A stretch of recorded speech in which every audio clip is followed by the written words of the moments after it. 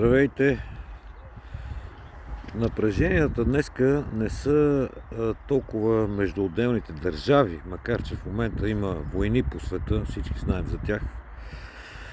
Напреженията в момента и големите колизии са между най-богатите и такива като мене и останалите 96-7-8% от хората, които трябва всеки ден да работят здраво, за да изкарат прехраната на семействата или на себе си, да си платят наема, тока, водата, горивото, дрехите, козметиката, евентуално пътуванията през отпуската и така нататък.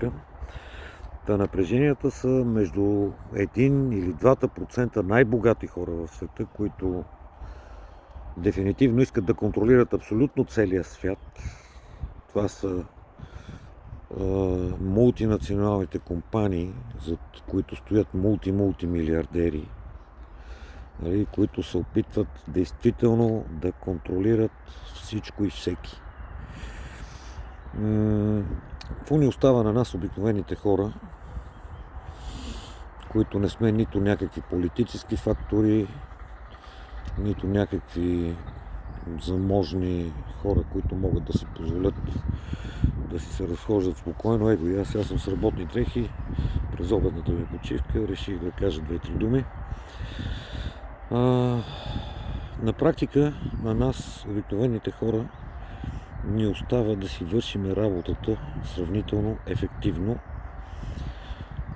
за да можем да си изкарваме прехраната.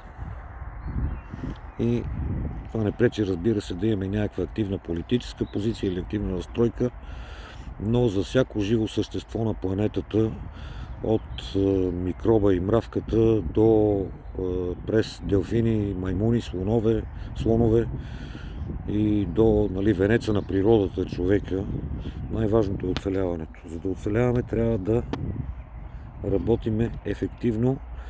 И тук с това завършвам. Ще ви кажа какво ми каза тук един немски колега като настройка към работата. Това за ефективност, за организация на време, на усилия, на пари, на координация, комуникация. Има терабайти, много, сигурно милиони терабайти изписано и изговорено, обучения са провеждани. Това, което ми каза немския колега, превеждам го на български.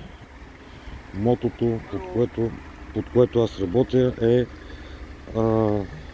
пази се, работа, идвам. Успех, късмет и работете!